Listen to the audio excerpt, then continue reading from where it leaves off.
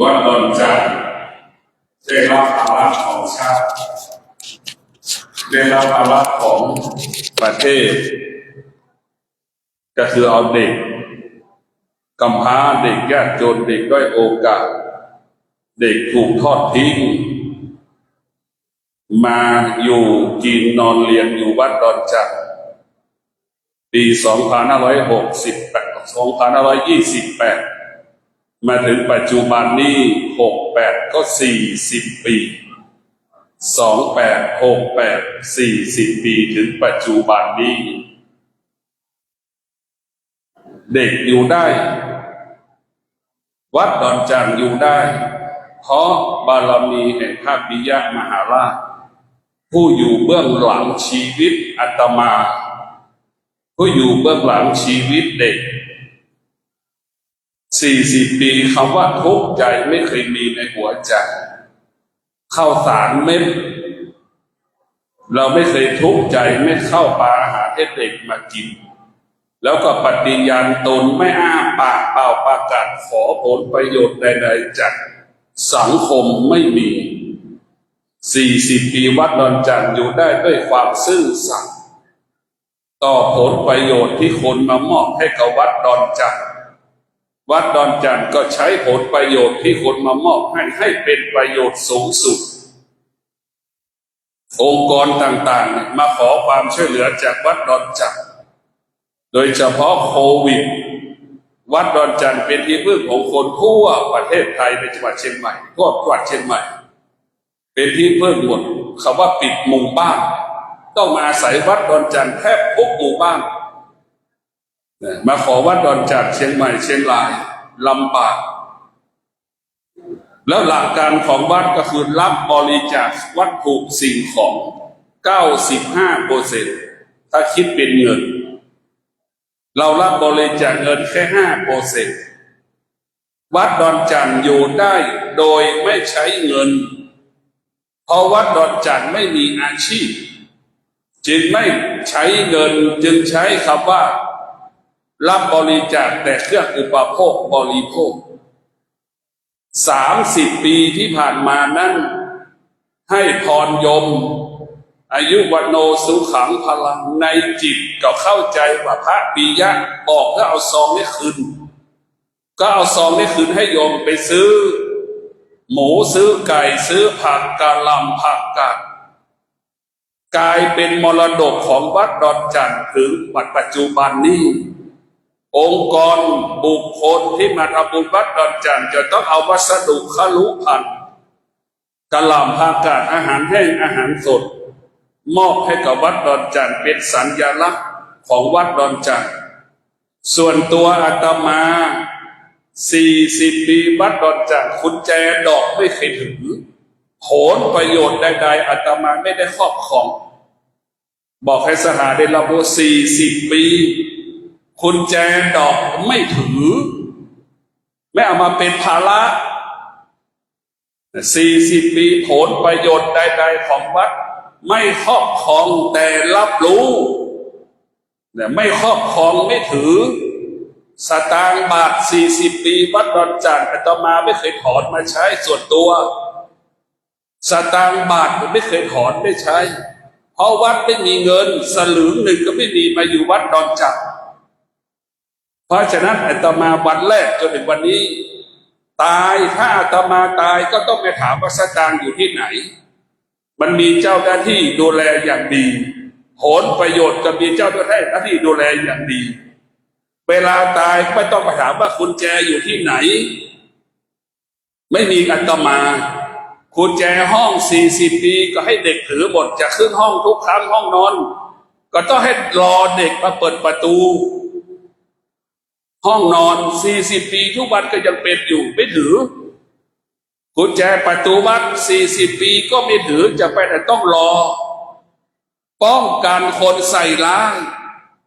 นู่นอาจารย์ไปอยู่ที่นู่นเนี่ยเห็นไหมไม่ใส่ร้ายแล้วทำยังไงล่ะมี40 ปีพ่อแม่ครูบาอาจารย์เบื้องบนนี่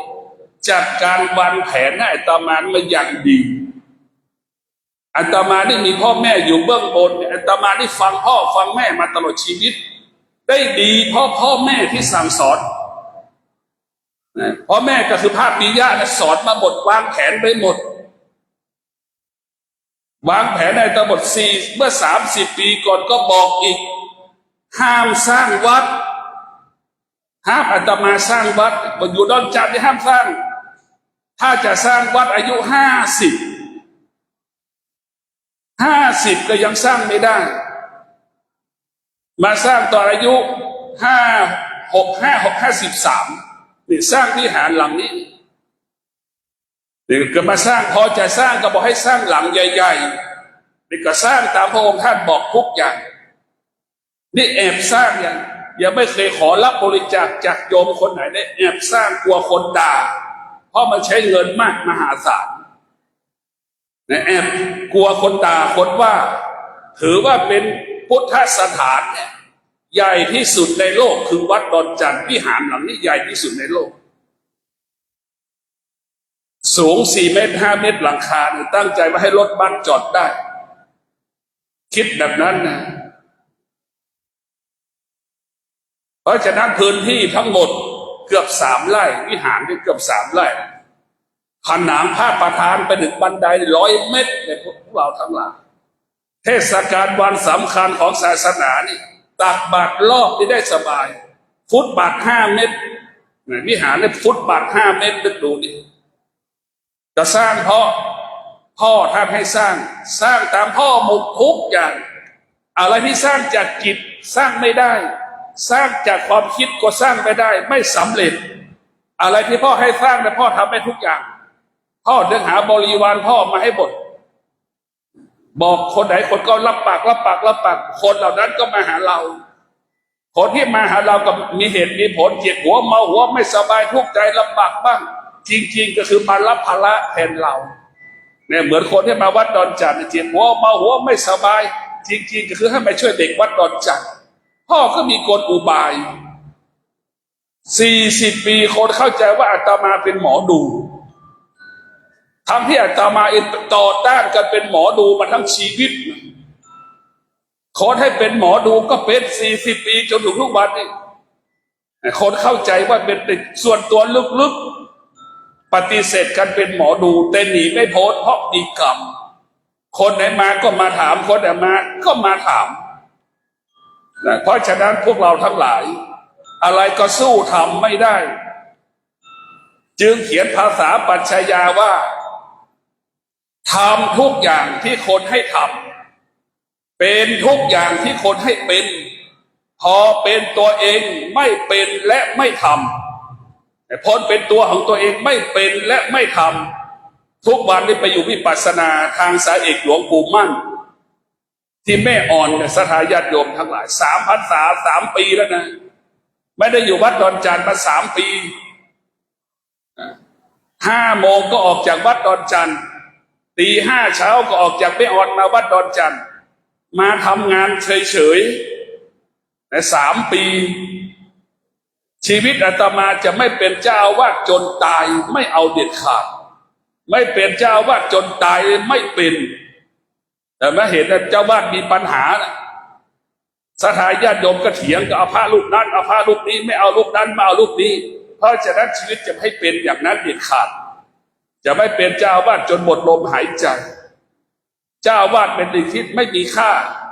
สิ่งที่มีค่าคือความดีเหนือกว่าเจ้าอาวาสความดีที่สำคัญที่สุด